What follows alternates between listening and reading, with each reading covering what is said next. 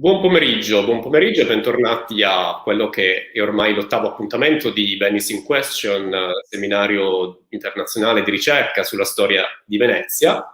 Nella giornata di oggi il seminario si terrà nella prima parte in lingua inglese, nella seconda parte in lingua sia italiana o inglese.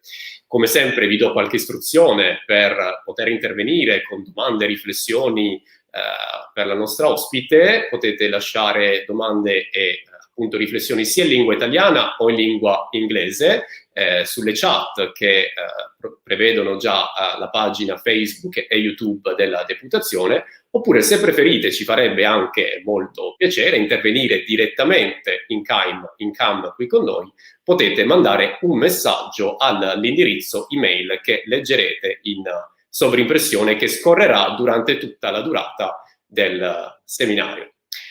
So we start, and I'm very glad to have here with us Maria Fusaro, who is full professor at University of Exeter.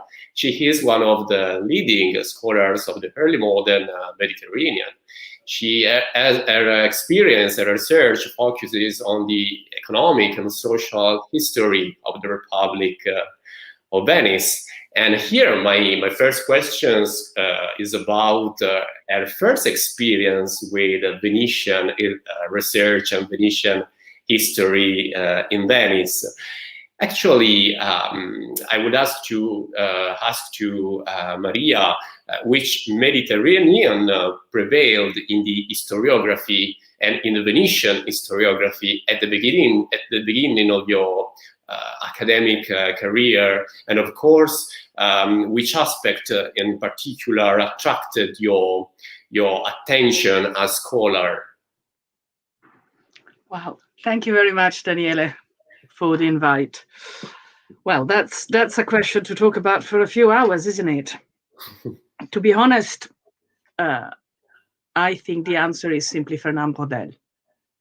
And I remember reading it as an undergraduate the first time in Italian and finding the text and the style incredibly boring, stylistically very dated. And it's only when I started reading the French original and especially the splendid English translation that it suddenly hit me like a train on my second or third read. What a monumental work that was. When I was an undergraduate in the sort of super late 80s, early 90s, Mediterranean history as a field did not really exist. There were not really debates about it. In Venice, frankly, the city itself remained a central focus. And it was, outside of Venice, the heyday of the terraferma as an object of study. There's also another element to keep in mind, that very few people at that time were interested in the economic element. I mean, if you take a look at the splendid volume, by the way, edited by John Martin and Dennis Romano, Venice Reconsidered, which was really the 200th anniversary of the end of the Republic, there's no economy. I remember reading Filippo De Vivo's review about it, and I'm quoting him actually because I remember still laughing when I read it. Economic history find no places in the essays, so that we are left wondering who it was that paid for such a brilliantly diverse culture, unquote. So there was study of the economy, of course. There was the shining star of Reinhold Müller, and amongst people roughly my age, not properly, there was Luca Mola working on the silk production trade, Francesca, who was at university with me, Trivellato, working on glass making. But there was really not a general feeling in the air of interest in the maritime dimension.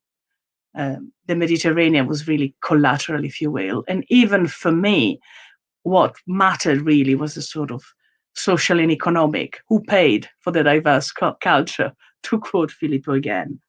And I think there are very good reasons for that.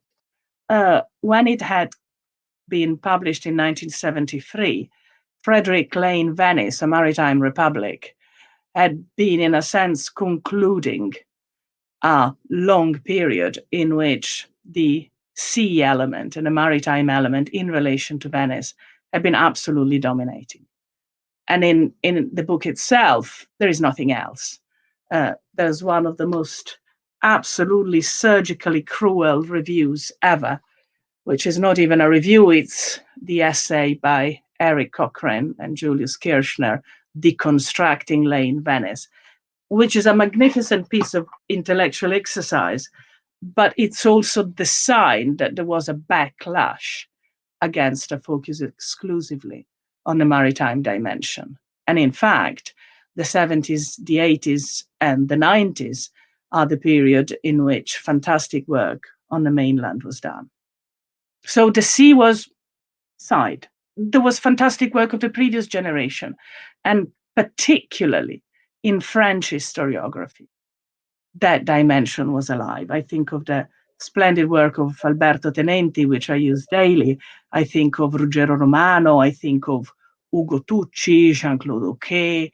I think of Lucette Valency with the Ottoman element, Maurice Aymar, Daniel Panzac, who at that time was not really working on Venice, but was frequently in the archive.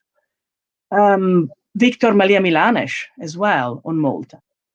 But there was not a Mediterranean field. In a sense, my feeling is that the field really was reopened when Peregrine Horden and Nicholas Purcell had the courage of jumping and publishing The Corrupting Sea, which is published in 2000, which really, in a sense, reactivated alone the field of Mediterranean history with a piece of work which is comparable to Brodel in many ways.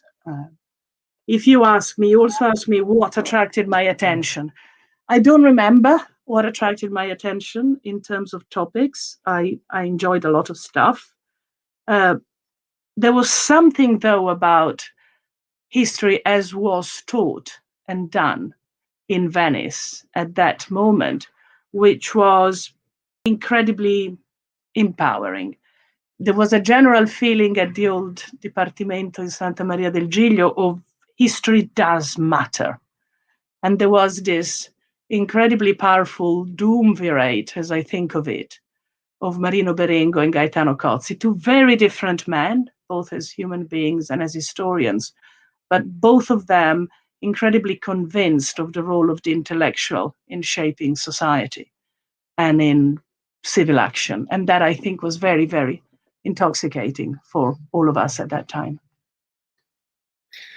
Since your first book, you have explored the role of Venice in the Mediterranean by considering the external and internal challenges facing the Republic.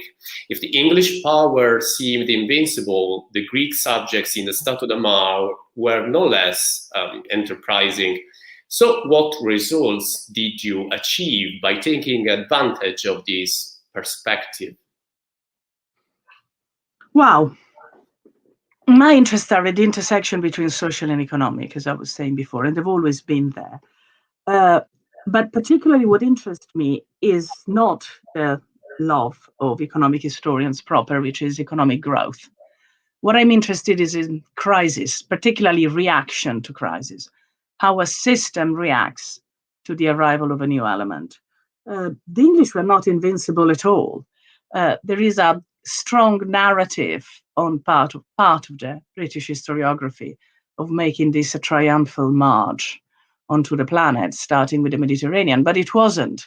There's some splendid work done by Colin Hayward, in fact, in this regard.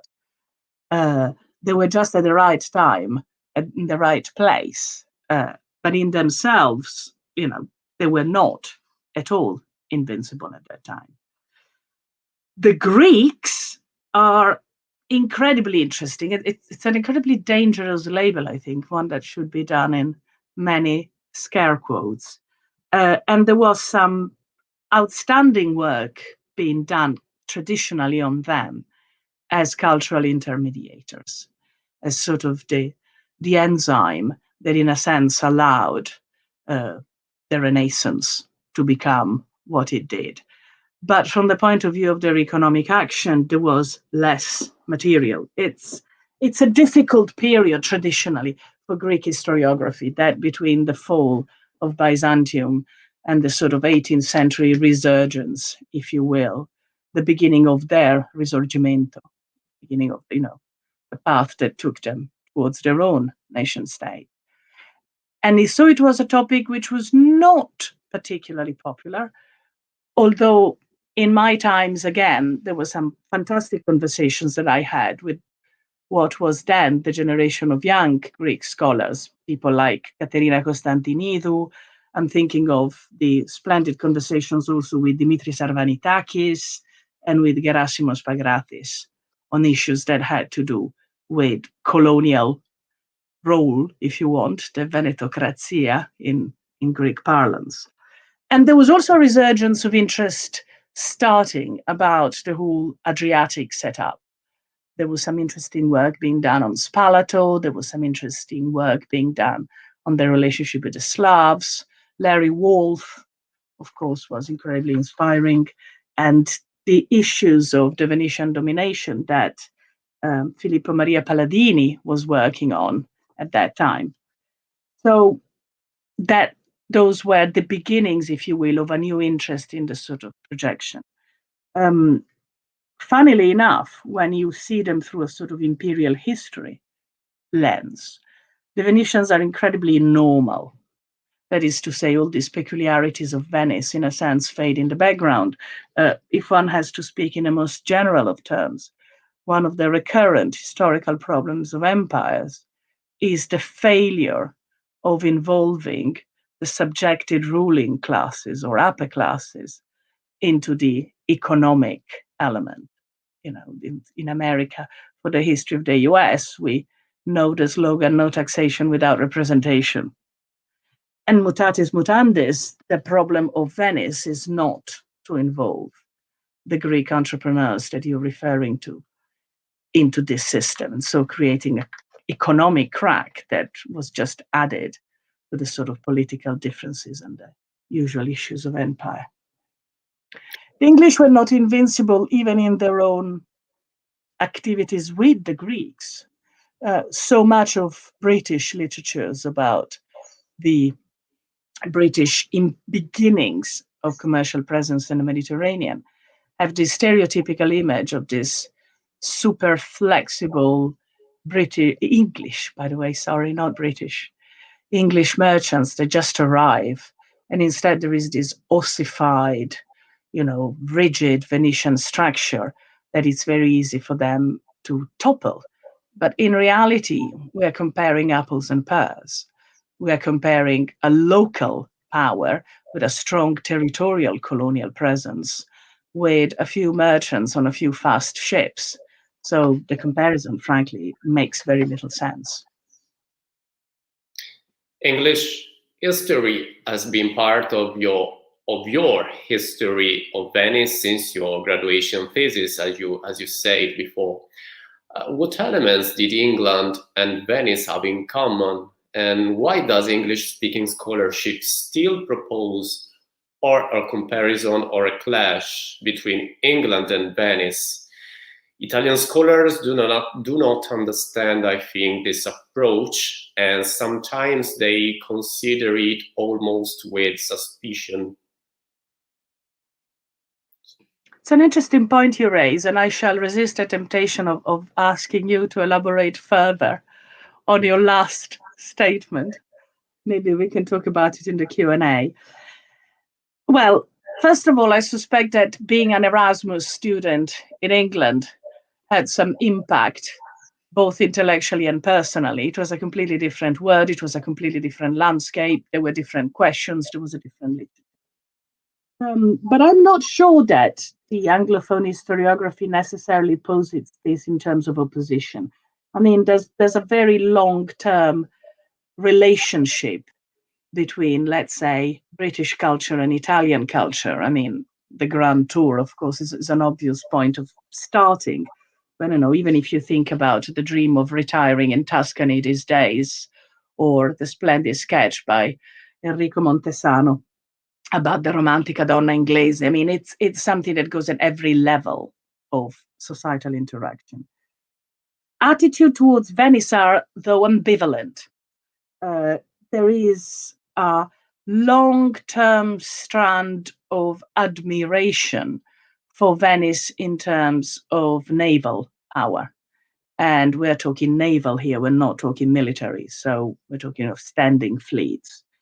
And for example, Andrew Lambert, who published a big book with Yale called Sea Power States, Maritime Cultures, Continental Empires, and the Conflict That Made the Modern World in 2018, dedicates quite a lot of space to Venice as a sort of path-breaking power in this. On the other hand, there is the strong link since Stuart times in terms of political and religious dialogue, a sort of link that started really to become active with the intellectual circles around the English embassy in Venice at the time of the interdict. And that created a series of links about conceptions of state, relationship with religion that still are alive and kicking. In fact, on these very issues, there is a seminar next week, which is organized by the Dipartimento di Diritto Privato, Critica del Diritto in Padova, as concluding session of a seminar series which has run for quite some time called The Borders of Jus Commune, where Mario Piccinini, Corrado Pin, and Chiara Petrolini will discuss on the Anglo-Venetian moment, from the divine right of king to the divine rights of republic. So it's another strand which is different, alive and kicking. There's also great fascination from a peculiarly British phenomenon, which is known as the book trade or the trade books, which are volumes not academic, targeted at a well-read, educated audience, what we would call the alta divulgazione in Italian, and which in Britain are true bestsellers, unlike in Italy. And there is a long-term fascination with Venice. Things like the book on Venice by John Julius Norwich, the one by Jan Morris, are bestsellers and have been so for decades. And in a sense, there is a stronger fascination with the exotic, if you will. Venice, is a den of splendid music, beautiful courtesans, an awful lot about sex, possibly with some crimes thrown in as well, and corrupt politicians that, in a sense, pander to a certain type of stereotype about Italians, and Venetians are just part of that.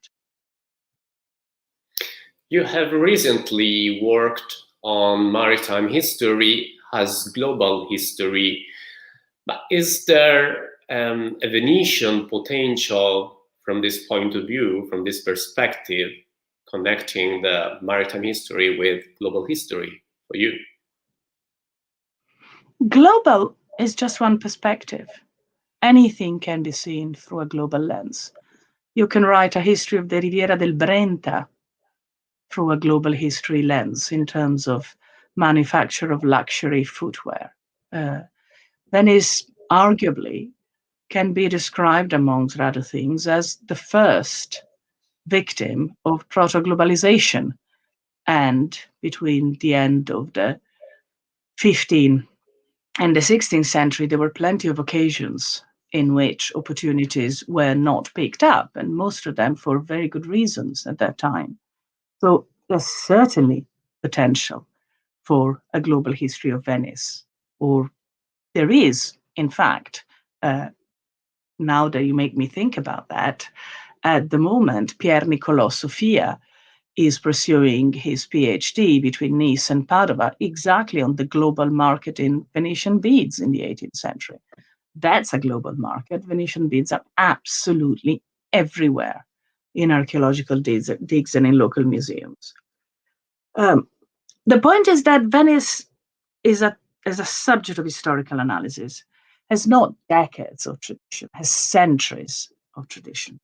And the problem of very successful and established fields is that sometimes they run the risk of looking only inwards and ignoring what is happening around them, also in terms of historiographical debates, discussions, and topics. If I go back again to when I was an undergraduate in Venice, the strength of how history was taught then was exactly in the variety. There were plenty of experts of Venice, and there were plenty of experts of other places. When Giovanni Levi arrived in Venice, he provided a completely different methodological approach to what had been going on there. And his presence stimulated a new wave of Venetian historiography without him ever really working on Venice. I personally owe a lot to Malcolm Silver's course on American history. Some of the issues discussed then, which were about the myth of freedom in sort of labor legislation in the US, or even some political readings of The Federalist, have stayed with me since then, and in fact are part of the book, which is forthcoming with Cambridge University Press, about the maritime global market. And I don't think Malcolm Silver ever touched the sea as a topic, or ever touched even Venice as a topic in his classes.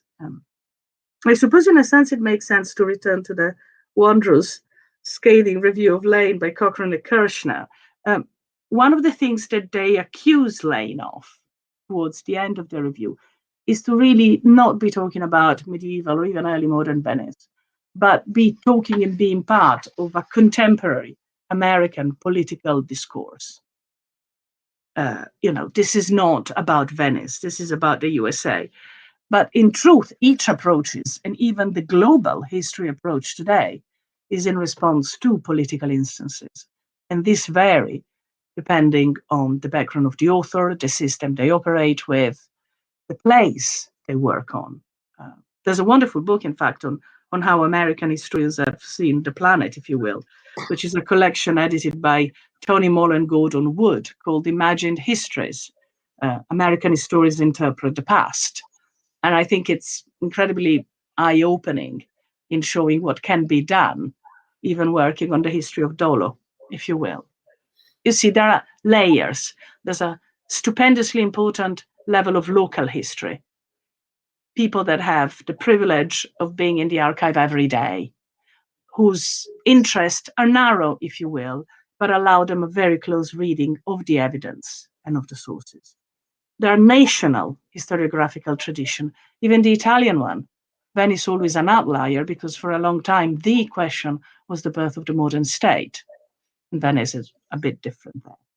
But then there are international historiographies, and Venice as a topic has got the luck of having been dealt with through different lenses by the biggest historiographical traditions on the planet, by the Americans, by the British, by the French, by the Greeks, by the Italians, by the Germans, absolutely crucial for certain topics.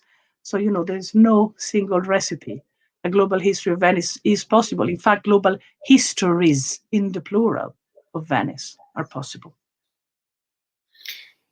How much did the research on Venice help you in planning your 2 ERC project? You were involved in 2 ERC projects in the last 10 years. Oh, yes. Both my ERC projects are Venetian born. All my research in both projects have their roots in the Frari, especially as I was fortunate enough to work in times when it was possible to have more access to the documentation than it is possible now. And I'm not talking about COVID-related restrictions, of which I am more than fully supportive. Access to archives is essential. And as much as I am fully aware of the structural problem in managing the massive Italian documentary historical repositories, and I have indeed been involved directly with the ministry in working on this a lifetime ago, without regular, proper access to documentation, frankly, I wouldn't have been able to have the ideas about them. And was I to start now under the present limits, again, I'm not talking about COVID limits, I don't think I would be able to do a tenth of what I've done. That is, in a sense, the sort of truth. The both Venetian projects, they both started from where all projects start, I suppose. When you read the secondary literature and you read the sources and you find that there are issues in the sources that have not been reflected in the secondary literature, or frankly, that the secondary literature did not see. And then in those cracks between the documentation and how the documentation has been read, you jump in and you try and find another answer. The first one, Sailing into Modernity, was a comparative analysis of the economic transition, the good old story of the transition to capitalism, if you will, through the treatment, both the normative treatment and what happened in the courts during litigation of wage laborers in the maritime sector. And an unexpected side effect of that, which is going to be discussed at length in the book, which is forthcoming, is showing a stronger resilience of the Italian and Venetian, particularly, maritime sector throughout the period of the great crisis, if you will, which is the 17th century. Because once one goes down to the level of granularity, one realizes that regardless of the supposed nationality of the ship, the working capital on board is not necessarily the same. It's funny how much we are very conscious as people listening to the news of the difference between transport and trade. But as historians for a long time, we have confused the two analytical categories in rather interesting ways. The second project is about risk management. It's a fairly technical project. And in fact, everyone was telling me that it was impossible to do a project on it because it was just too boring. In fact, yes, it was difficult to write, I suppose, an application for funds, which made it interesting, if you will. But it's about something which is the redistribution of unexpected damages during navigation through all interested parties. So it's about sharing risk as opposed to shifting. In the roughest of terms, with insurances, you shift the risk onto a third party. With averages, and general average in particular, the risk is shared instead. My PhD students are all on the eve of their vivas, are all absolutely ecstatic because the Ever Given blocking the Suez Canal for a week in March has made general averages front page news because that's the way they're going to resolve the bill about that. So at least they don't have to explain that during their examinations. But the interesting thing about such a technical and boring topic, as was described to me, is they're particularly relevant today because through the historical analysis of the development, what is emerging is a strongly mutualistic model of risk redistribution, which is now being considered very inspiring in other areas of current political and transport law debates. So they can become the stars of the future if we try to build a more equitable form of economic activities and risk sharing. You talked before. You talk about the importance of the archives for scholars, for all historians. So I would like to ask you which document in particular in the Venetian archive has stimulated your research or your reflection more than any other, and why? Oh, that's an easy one. The Giudice del Forestier. I was very, very lucky. When I started working on it in 1998, the entire archive of this specific magistrate, with the exception of literally 3 or 4 pieces, still was sealed with the official seals of the Republic. So I was the first person to open them. Now, at that time, that section of the archive was being recatalogued and reboxed. And Claudia Salmini, who was in charge of it, asked me if I was interested in collaborating with them in recataloguing it. And of course I said yes. And so for a few months, I had a full trolley full of new, incredibly dirty material next to me. And it was a period of incredible fun. So certainly that, without a shadow of a doubt. There is a sad story on why the archive reached us in such a terrible state of mess, and I've written about it. But what I still found fascinating is that in an archive and in a history such as that of Venice, in which so much has been discussed about the role of foreigners, a court which was called the judge for the foreigners had never been touched before. Having said that, in terms of material which is still to be touched and which can truly provide plenty of works, there's the other Corti di Palazzo. I mean, we have material surviving for 6. The Petizione has been fairly well used, mostly because of its stupendous series of inventories, but not studied as much as it should have been done.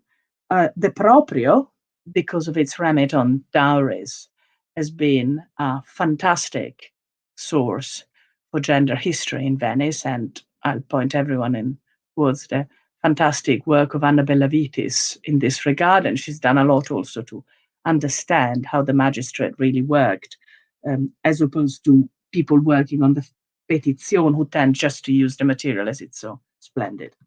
But the other 3, Esaminador, Procurator, and Mobile, are dying to be properly studied. That's 3 splendid PhD or postdocs on a silver tray, if anyone is interested in picking these things up.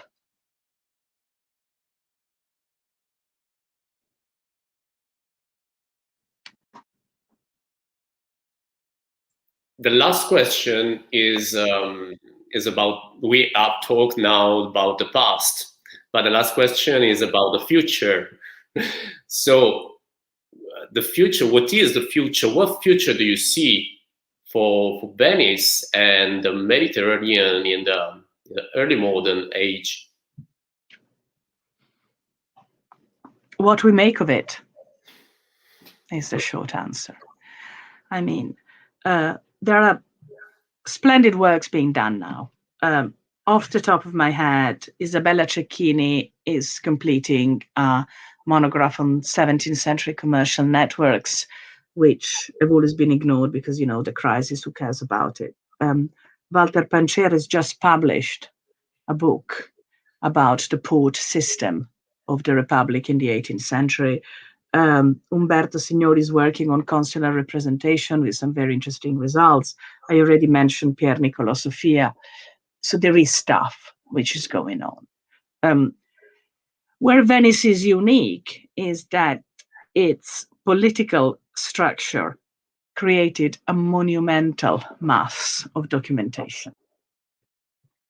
And the dynamics of this incredible proliferation of writing mania have been the subject of very interesting project by Filippo De Vivo, another ERC project a few years ago. But there's plenty of opportunities if one goes into one of the splendid archives, as not only the State Archive in Venice, by the way, with an open mind, instead of constantly going back to the sort of well-trodden material, which we're all familiar with and we're all dependent of, if you will. I'm not going to say nasty things about the registers of the Senato. They're stupendous. But even moving from the registers to the files, to the fields, opens up entire horizons. What I think is important is to look outside, to read a lot, not necessarily about Venice, and to ask oneself questions. But also one needs to have the luxury of ordering a random piece each time one is in the reading room of the archive to see what's there. And this is where the best idea come up about research. And this is not something that is presently possible to do, because if one has 2 or 3 pieces a day, one cannot afford to order a random one to see how the day turns up. There is even a monetary incentive at working on medieval and early modern Venice in a Mediterranean perspective, if you will. I've learned recently that very generously the widow of Ugo Tucci just established a prize through the Istituto Veneto di Scienze, Lettere d'Arti in memory of her husband, to support precisely work on the Venetian Mediterranean dimension. So there's a €5,000 price for good work which is done on these topics. So this was the last question, and we can start with other questions from the public who is following our seminar. And I have some question maybe for yes, this is the last part. Okay. Question. Dobbiamo attendere la seconda domande. Ok, abbiamo Bernardini online. Wow. Paolo Bernardini, eccolo. Io volevo solo salutare Maria, mi senti? Ti sento. Ciao Maria, ti saluto da un angolo del Mediterraneo non troppo veneziano, che è l'isola cioè la Maddalena, dall'arcipelago. Ma sto tornando. E ti sei fatto crescere la barba, non ti vedo da anni. Sì, no, ma adesso me la taglio, l'ho cresciuta negli ultimi 10 giorni. Comunque, complimenti per tutto quello che hai detto, ti vedo in ottima forma. Ti volevo chiedere una cosa, visto che ti ho ascoltato con grande piacere e diletto, ma come mai non hai citato Bill McNeill, che poverino ha scritto The Angel of the World a proposito della Global History of Venice, visto che lui, che è vissuto credo fino a 101 anni, o comunque Sì. insomma, e adesso il figlio lo sta seguendo, anche il figlio vivrà fino a 120 anni e continueranno a produrre ottimi libri secondo me, di Global History. Mi dicevo, cosa ne pensi di The Angel of the World, la cerniera del mondo, che credo che sia del 92, però non ne sono sicuro, non ho controllato. Forse anche un po' prima. È un libro profondamente americano. Ecco. In un certo senso corrisponde a quel tipo di storiografia a cui stavo riferendomi, di sguincio, se vuoi, mandando tutti a leggersi il volume editato da Tony Molo. È un libro profondamente americano ed è un libro che si nutre in un certo senso esattamente di quel tipo di dibattito sulla natura dello Stato, sul fatto se le repubbliche possano o meno avere un impero, che negli anni 60 e 70 americani, come dire, ha avuto un peso non da poco anche nella produzione tarda di Lane, ed uno dei motivi per cui Cochrane e Kirchner loro stessi erano critici nei confronti di un certo approccio di Lane. Sì, certo, però È un manualone, però. Sì, è pieno di notizie, però l'aspetto ideologico, cioè ci sono sempre state imperi che erano repubbliche, pensa alla storia romana. Quindi, voglio dire, c'è una legittimità assoluta. Pensa alla Francia, scusami, pensa alla Francia, Napoleone si incorona imperatore dopo che la Francia per secoli ha avuto un impero. Senza alcun dubbio, però visto che il cardo e il decumano mi erano stati dati da Daniele in termini veneziani, ho pensato che deragliare sul problema infinito, e ti dirò che gli storici classicisti in realtà a tutt'oggi hanno questo grosso problema. Adesso, soprattutto in questo momento di concettualizzazione dell'impero romano pre e post principato, in termini di impero. Gli storici legali da pochissimo tempo riconoscono persino all'impero inglese una natura imperiale, perché prima l'impero era solo il Sacro Romano. Allora, sai, McNeill ha scritto un libro che all'epoca fu un manuale. È un manuale interessante con delle importanti conseguenze ideologiche di cui bisogna essere allerta, ma non credo che lo si possa definire una monografia o comunque un libro che ha lo stesso peso nei confronti di Venezia, della storia veneziana, di quello che ha avuto Lane. Ho capito. Bene, grazie Maria. Ti faccio l'ultima domanda. È uscito il tuo da Taurus? Che io lo volevo. Quale? È quella la tua storia di Venezia che doveva uscire da Taurus? No, la mia storia di Venezia è in ritardissimo, non trattenete il fiato. No, volevo adottarla. Lo so, ti tocca aspettare. Vabbè, adotterò un bambino nel frattempo. È un altro dei progetti futuri. Grazie Maria, adesso ascolto ancora la volata. Ciao cara, io mi tolgo dallo show. Grazie mille. Get out of the show. Allora, abbiamo un altro intervento da parte di Nicola Carotenuto da Oxford. Thank you for your speech. It was particularly interesting, and I would have 3 questions regarding your presentation. So, the first one is about the notion of empire.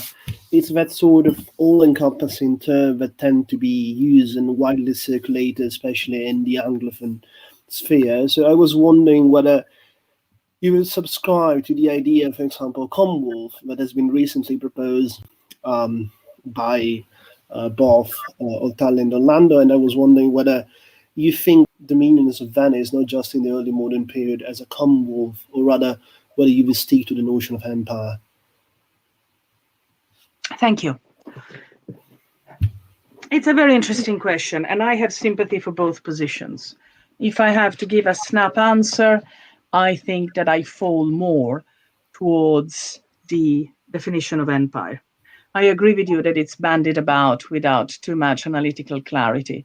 But in reality, from the point of view of determining elements of not only defense, of course, but also economic policy, economic management, specific rights about who can perform what economic activities there and then, it remains a highly centralized structure that I think falls far more within the parameters of an empire than within the parameters of a commonwealth.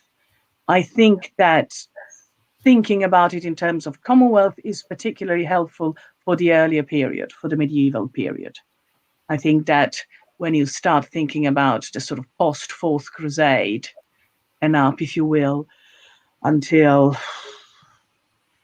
the 1503 war, you can see that there is more of an element of connectivity and sort of diagonal connections, even in terms of structures of power and communication, that allowed the use of commonwealth as well as empire.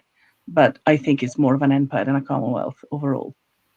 So my second question is again linked to what you just said. So you were rightly pointing out that sometimes we tend to juxtapose the characteristic of the modern period into the medieval dimension of Venice sometimes. So I was wondering, do you think that there's been a tendency in historiography in applying characteristic of modern Venice to the medieval period of the city? Or do you think that, because sometimes, for example, the use of the Mude or the convoys of Galleys, or even the structuring of the Venetian Empire, if you want to use the term, has been quite unabashedly applied to the Middle Ages without a real reasoning on it. Do you think that there has been this tendency in historiography, or do you think that rather the two periods have been kept separate in the existing literature?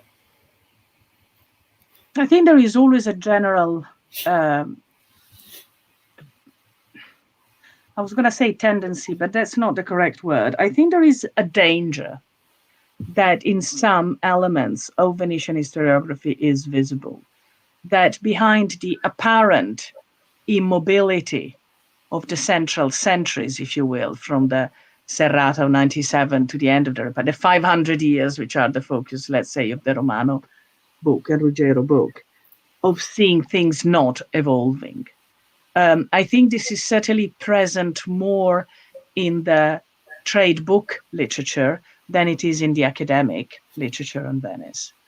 And I think what the problem is, if you will, is also based in what I was mentioning earlier as the stupendous documentary wealth which supports the Venetian state, and which Venetianists, I think, take for granted until they start working in other archives about other entities, and then they realize how different the situation is.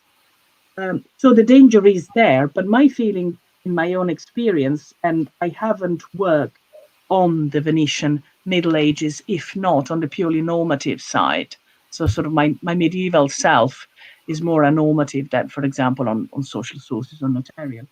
Is that no, there is a full awareness, at least in the best historiography, of how much the system evolves under an apparent constitutional structure which theoretically remains untouched, but in truth is profoundly changed even between the early 16th century and the early 17th century, just to give one example.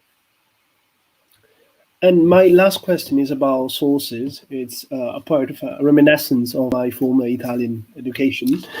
And so So you rightly pointed out about the importance of sources in the archive of Venice. But on the other hand, it's quite peculiar that in a city as rich as Venice, in terms of documentation, we do not have, for example, fiscal records until the 16th century for many aspects. And on the other hand, when you think about judicial records, thanks to what happened in 1770, I think, and the dispersion of the Curia di Palazzo, what has happened is that even for judicial records, what we do have is quite fragmentary. So I wonder, isn't it ironical that fiscal and trade sources have basically been among not the one best preserved? And don't you think there is a risk that we just rely on what you have called, quite rightly, the well-trodden paths, so the minutes of the Senate and of the Maggior Consiglio? Do you think that we should try to get what we can from other typologies of sources, Consoli dei Mercanti, or Grazie, other types of sources?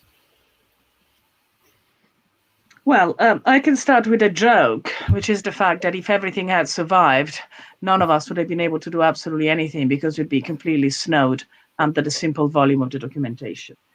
And second thing that comes to mind is one day I was complaining with my undergraduate thesis supervisor, Giovanni Levi, about something not being in the archive.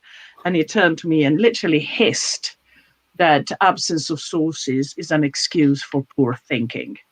And I'll never forget that. And I felt like dirt then. There was the usual policy, the usual situation of losses of the past. And there was a concerted policy on part of the Austrians to get rid of all judicial material pre-1750 and all fiscal material pre-1750, which was extant, because who cares about this stuff? Let's keep only stuff for which possible current litigation and estate inheritances is still active.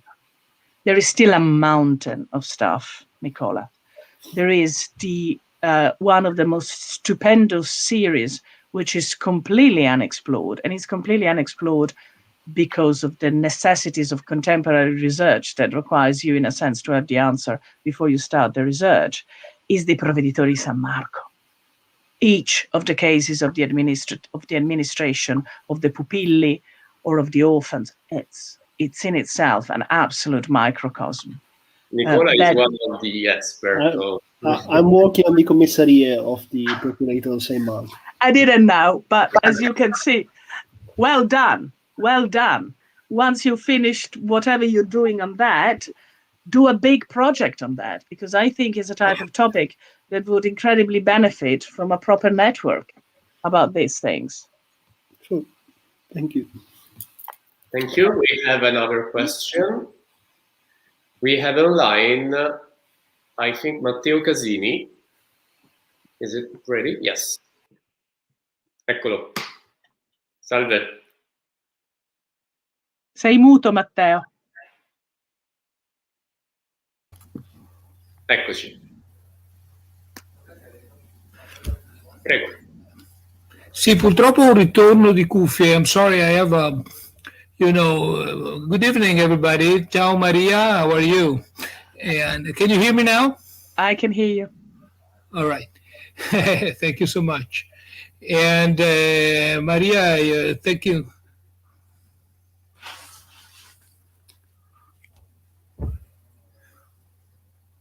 I have to call you back. I'm sorry. I have a late echo of a previous, so I will try to call you back, okay? Because I have my voice, coming back. I don't know. I have, okay? This is better. Il bello della diretta. La parte, ecco, se posso inserire una piccola riflessione sull'ultima domanda, sul futuro un po', ecco, la Venezia futura, Venezia del Mediterraneo futuro, è anche provare a vedere cosa c'è di Venezia negli altri archivi del Mediterraneo, anche perché, possiamo anche dirlo, una parte del suo progetto ERC lavora molto anche su Genova. E come? È un'altra grande quantità di documentazione, anche provare a capire cosa c'è di veneziano e di realtà veneziana in quest'altra grande mole di documentazione magari aiuta un po' a sfumare certe prospettive che dal punto di vista dei frari forse sono più veneziane, invece in questi altri archivi del Mediterraneo altrettanto grandi possono essere utili indagare. Senza alcun dubbio, senza alcun dubbio. La mole documentaria a Genova, Antichi Regimi, è 1/8 di quella veneziana. Basta solo questo per capire la diversa struttura dei due governi, la prima cosa. Ma ci sono archivi assolutamente straordinari in area adriatica che non solo non sono stati sfruttati abbastanza, nemmeno dalle storiografie locali, ma in realtà al momento alcuni di questi stanno essendo oggetto di riorganizzazioni dal punto di vista archivistico, che stanno venendo fatte con criteri un attimo non scientifici e che renderanno nel futuro ancora più difficile il lavorare su questo materiale. Ma la ricchezza degli archivi, semplicemente dico solo Ragusa, Dubrovnik, per menzionarne una, è assolutamente straordinaria. E Venezia vista da fuori è un argomento che senza dubbio, su cui c'è moltissimo da dire, e non solo per l'età moderna, anche per l'età medievale. Certo. Prego Matteo Casini. Sì, continuiamo in italiano allora, come volete? Come vuoi. Siamo poliglotti. Sì, parliamo sempre in inglese, ogni tanto parliamo anche in italiano, ma... Okay. Ascoltate, grazie Maria, molte suggestioni molto interessanti. Io ho la fortuna di vivere qua e innanzitutto segnalo 2 posti che, come ho scritto io stesso al Gazzettino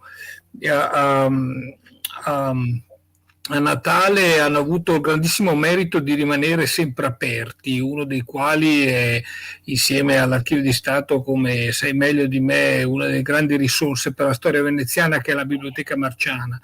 La Biblioteca Marciana ha avuto un record, secondo me a livello internazionale, da quanto ho sentito i colleghi, di apertura pressoché continua da maggio in poi, anche a volte in zona rossa. Poi si è associata anche la Querini e devo dire la verità, a Venezia io sottoscrivo tutte le lettere che adesso sono circolate da molto tempo, e giustamente anche l'ultima di Tiziana Plebani per la riapertura degli altri importantissimi archivi, dalla Fondazione Cini al Museo Correr, eccetera. Però bisogna anche dire che questi 2 istituti veneziani hanno contribuito, per gli studiosi come me che sono qui, a preservare un certo livello di ricerca, ecco, insomma, in modo secondo me assolutamente unico, non solo nel contesto veneziano ma anche nel contesto italiano e internazionale, da quanto ho sentito, insomma, ecco.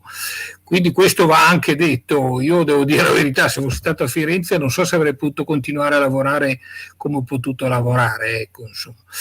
Poi ci sono altri temi nuovi che stanno emergendo. Secondo me è molto interessante tutta la parte della terraferma, che si è sviluppata moltissimo negli ultimi 30 anni. Ci sarà un nuovo convegno anche per riflettere su queste cose a Verona a settembre, e per quanto riguarda me è molto interessante perché ci sto lavorando sui rapporti anche di tipo diverso, non solo culturale ma anche ludico e rituale, fra le città della terraferma e Venezia. Insomma, tu parlavi appunto di Venezia, fuori Venezia, ma c'è anche un Veneto dentro Venezia che sta venendo fuori, per esempio nel caso mio la partecipazione di padovani, di veronesi e altre cose alle giostre, le grandi giostre veneziane del 400, che tirano fuori un argomento che invece secondo me ancora va un pochino aperto, e cioè quello dei rapporti fra, soprattutto nel 400 ma anche il 400-500, fra Venezia e il più ampio contesto italiano, che è un argomento che è stato molto studiato dal punto di vista dell'immigrazione, è stato molto studiato dal punto di vista della storia dell'arte, eccetera, ma rimane ancora da studiare invece in termini di quella che io chiamo la cultura sociale, cioè della trasmissione di forme di convivenza, di forme culturali che vanno al di là del pittore, hai capito, che o del semplice immigrato che viene a lavorare, o del semplice grande pittore che, non so, impara l'arte fiorentina o l'arte fiamminga. Ecco, insomma, io lavoro su momenti di aggregazione sociale in cui per esempio c'è una grande influenza, ho notato, della città di Firenze o di Padova a Venezia, ecco. E questo è un altro settore che nel Rinascimento veneziano ancora un po' titubante rispetto ad altri è quello del rapporto fra l'antico, per esempio il cavalleresco, che è un altro tema su quale noi dibattiamo parecchio adesso qua nei luoghi veneziani, e che è stato molto affrontato a Ferrara, a Firenze stessa, ma ancora a Venezia questo rapporto preciso fra insomma, l'esplosione rinascimentale, invece la cultura tradizionale veneziana, e soprattutto la grandissima presenza della cultura cavalleresca non è stata esplorata. E per vedere l'ultimo aspetto sul quale di fatto sto scrivendo un articolo, Venezia fuori Venezia.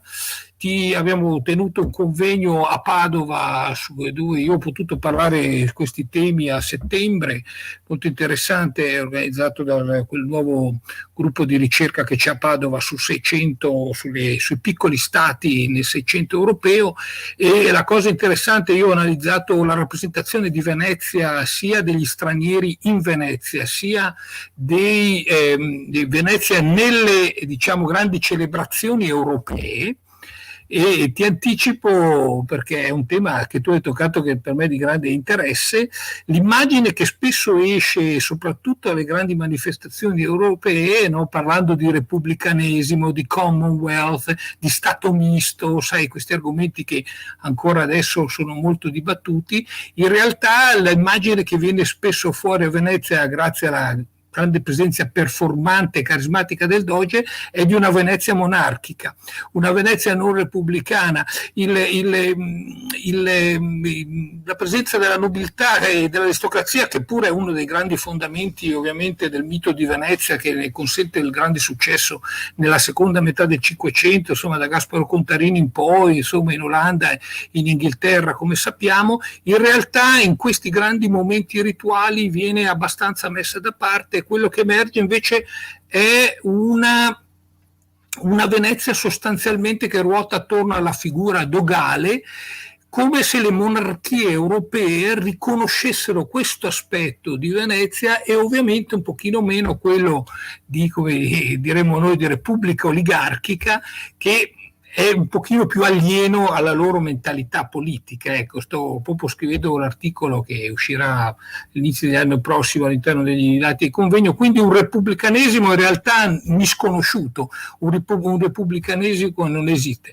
Ecco, a me interessa molto, e qua adesso abbiamo un gruppetto di persone con cui ne parliamo molto, questo tema di intersecazione delle culture sociali e culture politiche fra Venezia e fuori Venezia, che è un tema che ancora sta emergendo ma che mi sembra possa dare dei risultati anche in epoca barocca. Sto lavorando anche sui rapporti fra i Farnese e Parma, no? La presenza di Farnese a Venezia, seconda metà del Seicento. Ci sono la presenza dei veneziani, per esempio, nei grandi festeggiamenti farnesi di seconda metà del Seicento. Ci sono delle grandi aperture che possono venire proprio da questo leggere Venezia non semplicemente come capitale commerciale, ma anche come una specie di capitale culturale che dà ma anche riceve molto all'esterno. E questo tema penso possa essere ancora molto aperto, molto interessante. Grazie. Grazie Matteo. È molto interessante quello che dici. Ne avevamo parlato brevemente l'ultima volta che sono stata in Laguna prima della peste, possiamo dirlo questo adesso.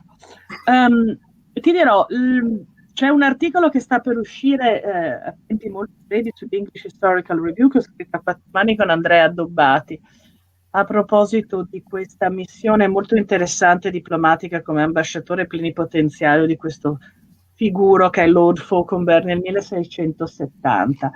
E una delle cose che mi colpirono di più e che discuto abbastanza in dettaglio all'interno della mia parte del saggio è come per la prima volta sono stata esposta a una ossessione per il protocollo, proprio in chiave reale, che precedentemente, anche toccando documentazione simile, non era così evidente. E quello che diventa evidente è che in realtà questa ossessione per il protocollo è causata dalla quella che in inglese si chiama the chip on the shoulder, e i vari sensi di inferiorità di tutti gli stati. In un'Inghilterra in cui c'è la restaurazione, però tutti gli stati minori europei, sì. I savoiardi assolutamente disperati che dovevano essere un centimetro più avanti dei veneziani, e i veneziani invece no, siamo più avanti noi. Mi venivano in mente alcune associazioni con conversazioni di una vita fa, sia con Gaetano Cozzi sul ruolo cruciale della Corona di Cipro, appunto nell'ambito di queste rivendicazioni, ma anche con Benzoni, botte da Orbi, che possiamo essere una repubblica finché vogliamo, però nel momento in cui siamo uno Stato fra gli altri europei, allora dobbiamo metterci questo mantello reale, perché sennò poi finiamo con la carrozza dietro gli altri, allora questo è assolutamente inconcepibile.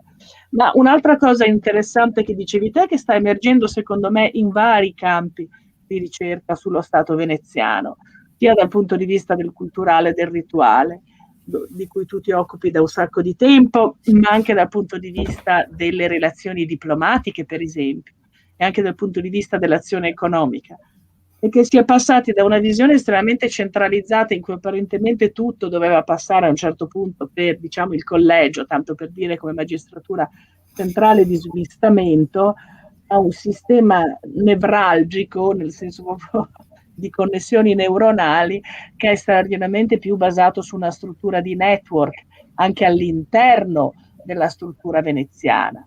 E dunque in un certo senso anche da un punto di vista normativo non dovrebbero essere così le cose, però dal punto di vista l'ambasciatore a Londra scrive all'ambasciatore a Parigi senza comunicarlo al collegio, per dirne una, per cui in un certo senso questa rivalutazione dei rapporti orizzontali o comunque di rete credo che sia in parte anche un diverso atteggiamento sulle metodologie della ricerca e le domande che ci poniamo, che stiamo facendoci adesso, mentre una volta non ce le facevamo. In un certo senso è anche l'idea che Nicola Carotenuto portava avanti prima, la domanda provocatoria sul Commonwealth. Sì, entro certi limiti. Nel momento in cui alcune missioni diplomatiche di sudditi saltano il livello del rettore locale, succede l'apocalisse dal punto di vista politico. E dunque hai missioni anche di un certo livello dal punto di vista economico e sociale che restano in giro per Cannaregio perché non entrano assolutamente a palazzo, perché questo sarebbe politicamente inaccettabile. In un Commonwealth questo non sarebbe un problema, ecco, in un certo senso. La Venezia sovrana, c'hai ragione, c'è dietro. Gli studi anche sulla Bulgaria di Comune hanno mostrato come la Bulgaria di Comune poteva essere fondamentale nell'intervenire nelle dispute locali, per esempio. Assolutamente, ma il libro recentissimo di Cristina Setti, per esempio, su queste questioni è secondo me fondamentale.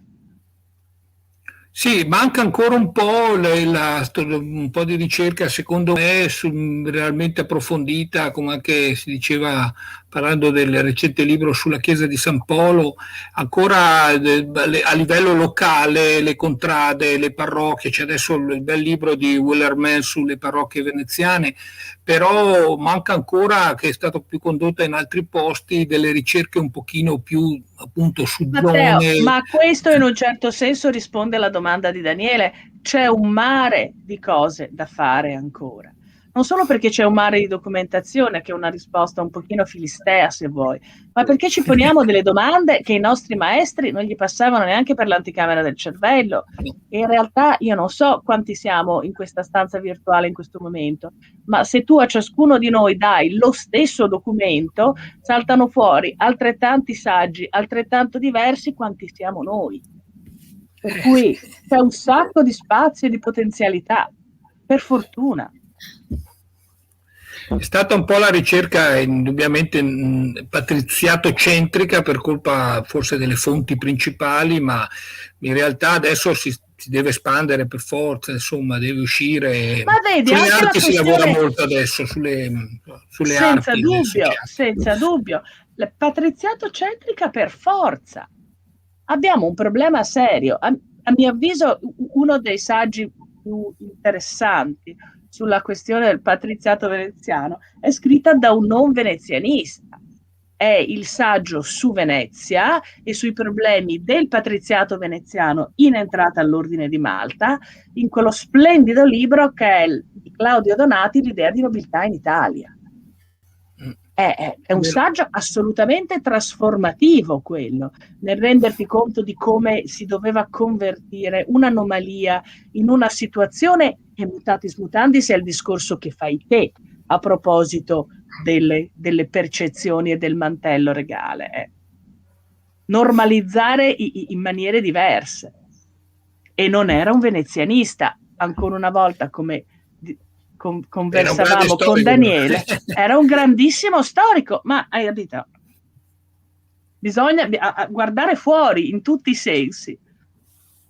Dal punto di vista del ruolo del Doge, effettivamente, per mia piccola esperienza con un lavoro in questo lavoro di tesi dove sono andato a vedere l'impatto della terraferma dal 300 al 400 sulla governance veneziana e centralizzata, ecco lì si vede che effettivamente a venire fuori è soprattutto la figura del Doge, consigli che non si possono più muovere, e se con un Doge assente, alla fine del 400 la corona dogale che viene letteralmente prodotta con gioielli dai procuratori di San Marco, la giustificazione per cui viene fatta è perché dicono il Doge deve ricevere ambasciatori, re, principi, e quindi deve apparire in un certo modo. A metà 300 il re inglese chiede al Doge di Venezia di mandare suo figlio ad accrescere alla corte inglese, che è una pratica tipicamente principesca, e Venezia non dice che è una repubblica che non lo può fare, cosa che pochi anni dopo già a Firenze si comincia a fare. La stessa cosa accade anche con i bani dai Balcani, dalla Dalmazia, che chiedono i figli del Doge, da mandare figli del Doge. Sono pratiche principesche, ma da parte di Venezia si tende a non smentire questo modello. Il Doge serve perché nel momento in cui si confrontano dal pieno 300 con una realtà di terraferma, che sono i Visconti, che sono l'emblema, uno dei maggiori emblemi regali in quel secolo, Visconti, poi gli Sforza, è ovvio che lì è veramente, i Foscari lo devi introdurre anche in questo secolo, e quindi è lì che proprio si vede anche nelle pratiche di governo, e soprattutto il ruolo del Doge all'interno dei consigli, perché se noi andiamo a pensare che il Doge deve governare come un re, non riusciamo a trovare nulla, ovviamente. Dobbiamo cambiare la logica e vedere che il Doge governa come un re all'interno dei consigli, che è diverso da dire di governare in modo monarchico. E allora lì bisognerebbe provare a collegare, anche perché insomma, purtroppo, anche se c'è un problema di omonimia abbastanza importante, però vedere le varie proposte. Io ho fatto anche un'analisi di quali sono le proposte portate avanti dal Doge di Venezia, alcune anche singolarmente, ma bisogna vedere le alleanze familiari, quali sono le famiglie. Però ecco, vedere anche da questo punto di vista, e poi se si vuole collegare la terraferma col Mediterraneo, si vede benissimo la presenza anche del Veneto nel Mediterraneo, e tutto che passa anche tramite Venezia. Ecco, questo potrebbe anche essere. E non solo tramite Venezia, è un'altra cosa che in realtà si collega alle questioni che menzionavi adesso, ma anche ai commenti di Matteo prima, è che uno degli svantaggi, se vogliamo, del fatto che ovviamente la storiografia nazionale italiana resta una fanciulla ottocentesca, figlia del matrimonio d'amore fra il romanticismo e, nel nostro caso, il risorgimento.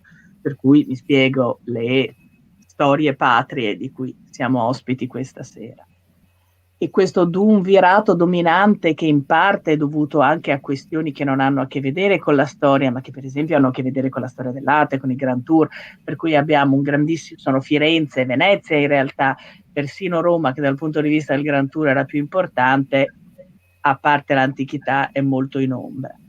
Ma lavori che siano di studio dei rapporti interni fra gli antichi stati italiani, fra i diversi antichi stati italiani, o che leggano questo tipo di dinamiche in uno spazio comparativo, sarebbero indispensabili. Io che non mi ero mai occupata, avevo solo letto fonti secondarie e letteratura sulla Savoia, e che invece per scrivere questo articolo con Andrea qualche anno fa mi ci sono buttata dentro anche in archivi un bel po' ed è stato estremamente interessante. non c'è praticamente nulla, un abbandono di questioni. È interessante anche perché soprattutto poi io mi aspettavo di trovare molto di più, perché immaginavo, e visto il ruolo svolto poi, come dire, dalla Savoia più tardi, magari qualcuno se l'era studiata un pochino di più prima. C'è pochissimo. E Poco. la situazione dei rapporti con Venezia, che speravo sinceramente di trovare leggendomi dei bei libri scritti da altri in biblioteca, mi sono trovata a dovermi buttare in archivio, cosa che non era prevista. Interessantissimo, però c'è moltissimo da dire. Sì, Anche parlando proprio di fonti, per esempio, no, tu parlavi giustamente di fonti, io me ne ero occupato, però non ho mai pubblicato niente perché sono stato travolto da altre cose, dei consultori in iure, ci sono tutte le polemiche, per esempio nella prima metà del Seicento di Paolo Sarpi, lo stesso Paolo Sarpi, sulla precedenza, come dicevi giustamente tu, fra Venezia e Cive e Torino, fra Venezia e i Grigioni, eccetera, anche perché nella Venezia, dopo della guerra dei 30 anni emergono per esempio tutti questi nuovi staterelli tedeschi e quindi Venezia si deve riposizionare nei confronti di queste, così come nella seconda metà del 500 ci sono tutte le polemiche nuove fra non so, gli Este, i Medici, eccetera. Ecco, è molto interessante questo tema del riposizionamento di Venezia in un'ottica internazionale. La mia impressione è che dalla metà del 500 tutta l'Italia entra in un subbuglio dopo Cateau Cambrésis, perché chiaramente c'è questo, e anche durante il Consiglio di Trento c'è questo grande, come dire, rifarsi delle gerarchie internazionali fra stati maggiori che stanno ormai affermandosi, come anche la Spagna, e questi stati minori che devono in qualche modo trovare il loro spazio, insomma. Poi nascono i Paesi Bassi, anche lì non ne parliamo, no? C'è la gara di carrozze, io l'ho citato in un articolo anni fa sulle ritualità di corte, c'è la gara di carrozze a un certo punto alla corte di Luigi XIV fra l'ambasciatore veneziano e l'ambasciatore olandese, no? Fanno le gare per chi arriva primo vicino, e poi alla corte di Roma ci sono tantissime ma ci cose. sono anche Però dei casi le buffissimi. fonti veneziane sono molto interessanti, i consultori Iuro hanno queste scritture di Sarpi che sono molto interessanti a proposito. Il Re Sole che si lamentava che l'ambasciatore genovese veniva a corte nei giorni riservati alle corone e non avrebbe dovuto, dunque dovevano buttarlo fuori a pedate. Insomma, ci sono storie interessanti senza dubbio. Abbiamo una domanda da parte di Michele Santoro, dottorando a Ca' Foscari. Vorrei chiederle fino a che punto istituzioni inglesi nel Mediterraneo, come la Levant Co., riprendono delle reti e delle modalità economiche veneziane nel Levante. Interessante. Beh, è una domanda interessante. Direi che si può rispondere su due livelli. Da un punto di vista informale, le strutture delle reti che sostengono il funzionamento delle compagnie commerciali a livello quotidiano sono perfettamente comparabili a quelle che sostenevano anche il commercio medievale. Da un punto di vista formale, la Levant Company forse non è l'esempio più facile da portare avanti, perché la Levant Company ha una natura doppia, come dire, un po' schizofrenica. La Levant Company all'interno dei territori ottomani funziona in un modo, a livello dei territori veneziani funziona in un altro.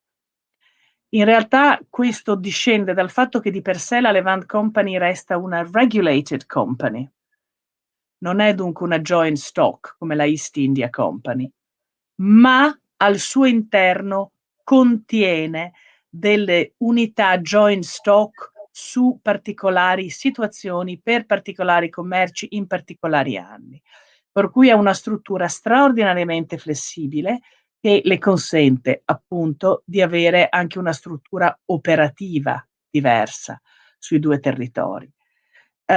Bisogna tenere presente che questa struttura operativa diversa era assolutamente indispensabile, in quanto l'operatività dei mercanti inglesi, almeno fino alla metà del 600, se non la fine del 600, nei territori ottomani era sottoposta a una quantità di controlli formali, sia dal punto di vista, sia da Londra che in realtà dalla porta, straordinariamente forte. Mentre invece, dovuta alla particolare struttura socio-economica dei territori veneziani in cui gli inglesi erano interessati, che sostanzialmente vuol dire le Ionie, soprattutto dopo la perdita di Creta, ovviamente le reti con Creta si rompono e poi ripartiranno, fa sì che funzionasse meglio una struttura molto più informale.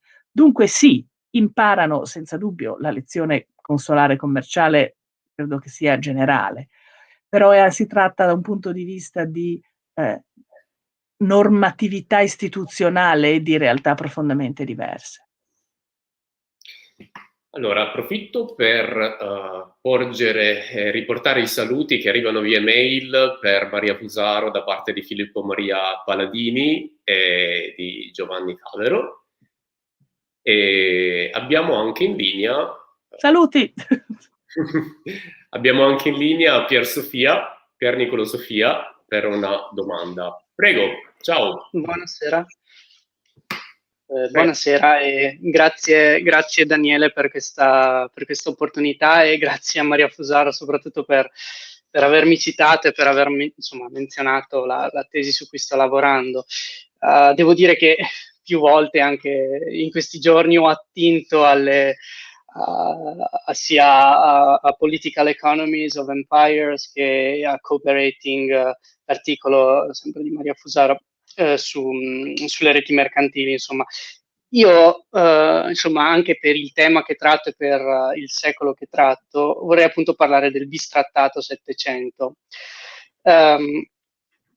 E in particolare la mia domanda era più una richiesta, insomma, di un'opinione, se forse sia arrivato il momento di un lavoro, per un lavoro complessivo sulla presenza commerciale e marittima navale, poi la differenza è sempre sottile, veneziana nel Mediterraneo orientale, e quindi in Levante, nell'impero ottomano nel Settecento, perché mi sono accorto, lavorando sempre sulle mie perle di vetro, che per un terzo naturalmente vanno verso Alessandria d'Egitto, verso Aleppo, che un approfondimento, certo ci sono i lavori, per esempio, come ha citato, di Umberto Signori sui consoli, molto belli, il lavoro di Vera Costantini sul commercio di Aleppo, però un lavoro più complessivo su Venezia e l'impero ottomano proprio dal punto di vista commerciale e marittimo potrebbe forse anche aiutarci a riscrivere o reinterpretare questa idea, no, questa idea anche della decadenza o del declino veneziano nell'ultimo secolo della Serenissima. Io mi sono accorto, ad esempio, che ancora che in Egitto, almeno fino agli anni 70-80 del Settecento, ci sono delle attività, insomma, degli spazi d'azione per i mercanti veneti, cristiani e ebrei soprattutto, degli spazi appunto di profitto, di opportunità, e quindi sì, insomma, penso che rivedere questo tema in senso più generale potrebbe aiutare molto a riconsiderare appunto anche come reagisce Venezia dopo diciamo il periodo molto complicato tra la guerra di Candia e la seconda guerra di Morea. Allora, sono perfettamente d'accordo con te. Ti dirò, in conversazioni di una vita fa, esattamente su queste questioni, stava lavorando da anni Daniel Panzac, quando morì. Certo. E parte del materiale su cui lui stava lavorando è stato poi pubblicato postumo, credo, da un suo allievo. E mi dispiace molto dire che nel lavoro che ho visto pubblicato postumo era un millesimo di quello che avevo visto io e che avevo discusso con Daniele. Sono d'accordo con te che l'argomento è pronto a un'analisi reale, perché in realtà l'analisi non è mai stata fatta. E l'analisi non è mai stata fatta per un semplice motivo, che ambedue, le parti in gioco erano considerate in declino. Dunque, perché occuparsi di studiare due realtà al di là della loro potenza? E allora, prima cosa, quello che il lavoro di Daniele in parte già cominciò ad evidenziare, il lavoro di Walter Pancera ha evidenziato. Parte delle cose che sto per pubblicare io, che in realtà si fermano al primo Settecento, evidenziano, è che questo problema strano di questa rinascita veneziana economica a metà Settecento, in realtà è semplicemente perché è stato giocato e mal studiato il Seicento e considerato di crisi assai maggiore di quanto in realtà non fosse. Dunque c'è una continuità da un punto di vista del movimento dei capitali, soprattutto nelle zone tradizionali di influenza. Avendo detto questo, siccome comunque sia la letteratura francese che la letteratura anglofona, chiamiamola, che comunque hanno un ruolo egemone nel determinare le linee di analisi, hanno detto che gli ottomani erano già moribondi e dunque i veneziani ancora peggio ed erano solo in giro con teatro, splendido teatro, fantastica musica e tantissime prostitute. Però dal punto di vista commerciale non commerciava più nessuno. Torniamo alla domanda di Filippo De Vivo all'inizio, ma chi pagava tutto questo teatro e tutta questa splendida musica e questa splendida arte? Quello che sarebbe interessante e ritengo che da un punto di vista pratico adesso sia fattibile, perché c'è una straordinaria rinascimento con la R minuscola di studi storici in Turchia al momento e sulla Turchia dell'età moderna sarebbe un bel progetto comparativo di rianalisi di queste questioni. Tu giustamente citavi il bel lavoro di Vera su Aleppo, ma c'è del lavoro interessantissimo anche sul Seicento e sull'importanza della ricchezza mobile negli inventari dei Waqf fatti nelle zone centrali dell'Anatolia, che sta in un certo senso rovesciando completamente questa immagine di queste campagne povere in cui sostanzialmente non succedeva niente perché il sultano era solo impegnato nell'harem. Per cui senza dubbio il Settecento del Mediterraneo orientale, dell'area, chiamiamolo il Grande Levante, è pronto per un progetto di rivalutazione. Grazie.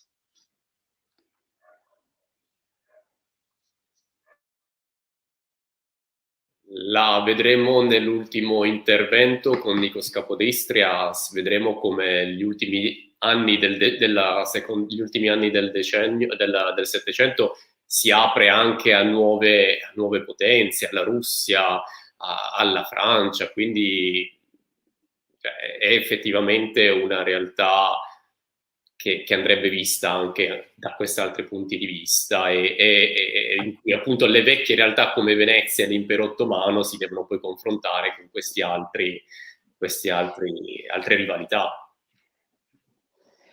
Certo, io pensavo... No, scusi. No, vai Pier.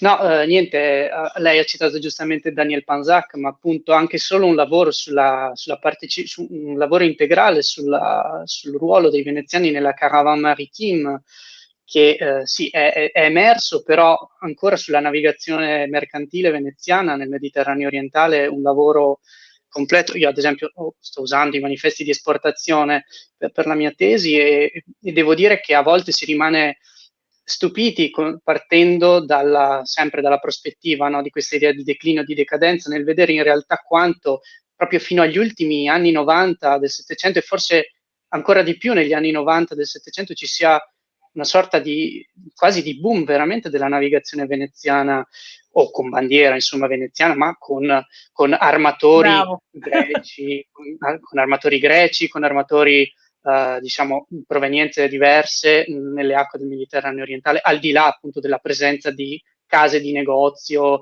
al Cairo, ad Aleppo o a Costantinopoli, ecco.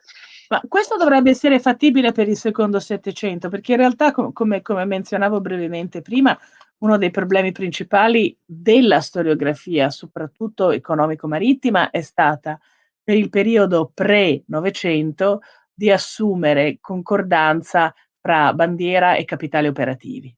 che è una completa follia che a nessuno di noi verrebbe in mente da fare adesso, ma si assumeva, la nave è bandiera inglese, il capitano è inglese, per forza il capitale è inglese. No, assolutamente no.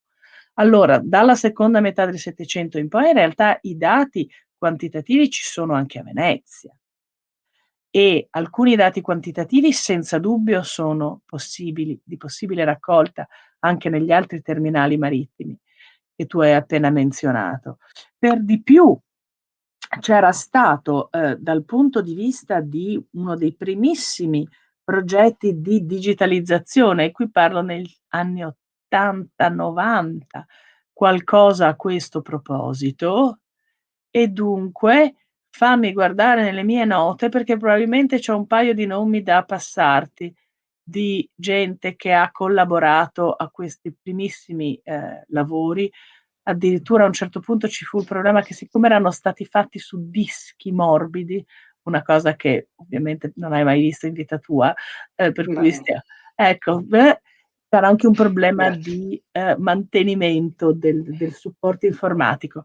Fammi prendere una nota e ti scrivo separatamente, Nicolò, a questo proposito. Grazie mille.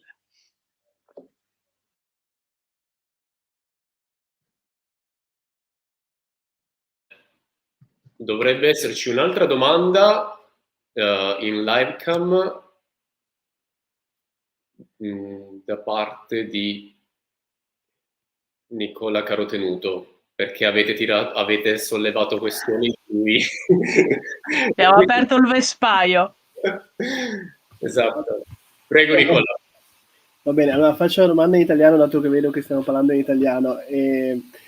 Allora, la domanda in realtà è sulla presenza di Venezia nel Mediterraneo occidentale.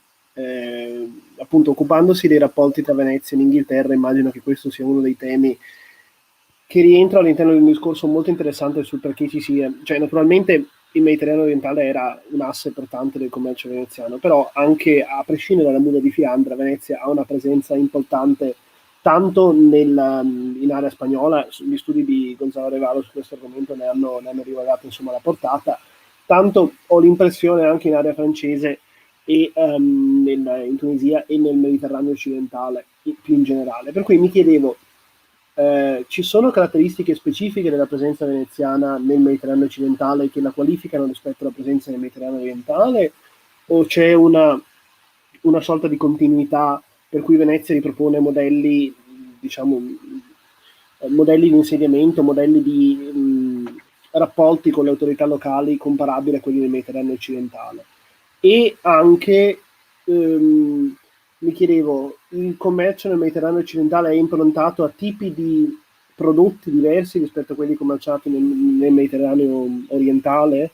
Mi spiego, mi aveva colpito che un'esposizione, il titolo di una mostra fosse "Non solo spezie", a proposito del commercio con l'Inghilterra, per cui appunto mi chiedevo se guardare il Mediterraneo occidentale potrebbe dare una prospettiva diversa complessivamente sul commercio di Venezia in età moderna e anche prima. Allora, non solo spezie, senza dubbio. Questa era la mostra alla Marciana di qualche anno fa. Ma ricorda sempre che i titoli delle mostre sono decisi dai direttori di marketing, e dunque non solo spezie ha un suono assolutamente particolare che andava portato avanti. La prima domanda che mi viene da farti è: in quale periodo tu ipotizzi o mi domandavi se ci sono queste differenze strutturali o se è possibile vedere alcune situazioni comparabili tra Mediterraneo orientale e Mediterraneo occidentale. Io non ho mai seguito le navi veneziane nel Mediterraneo occidentale.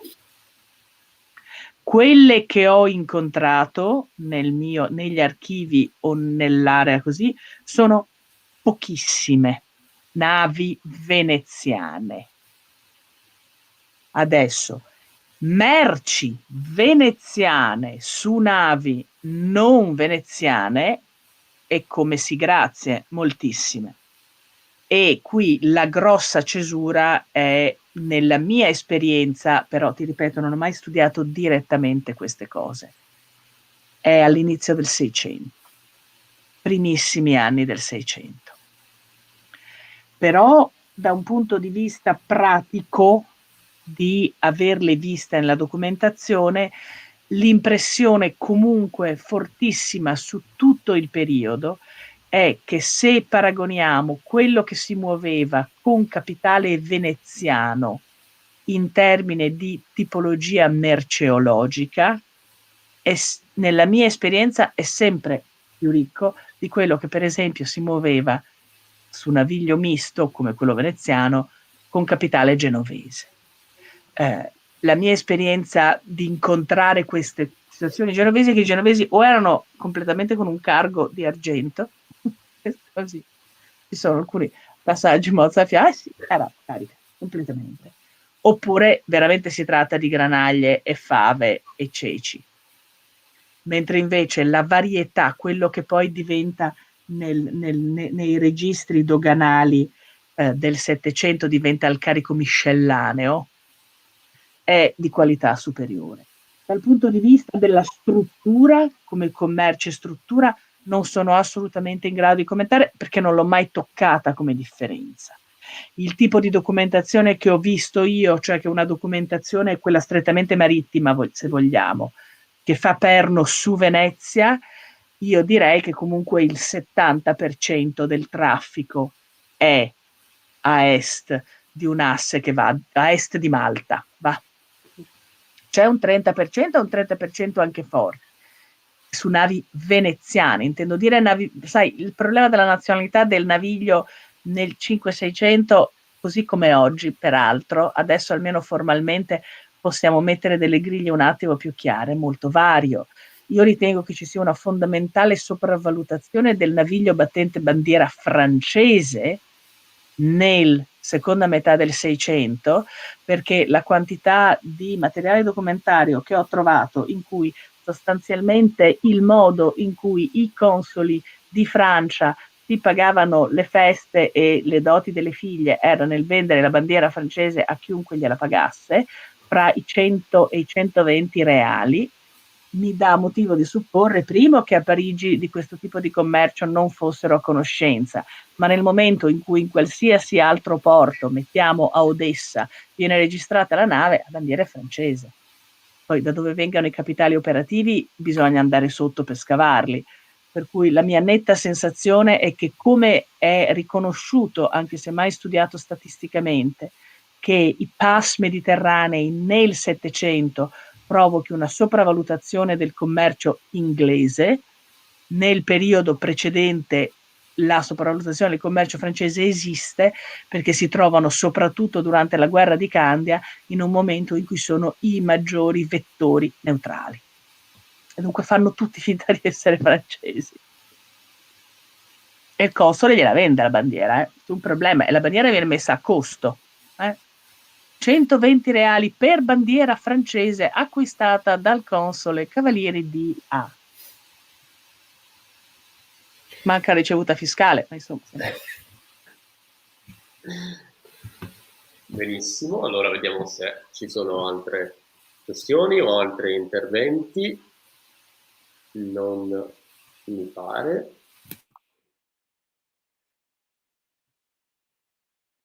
No, nessuno.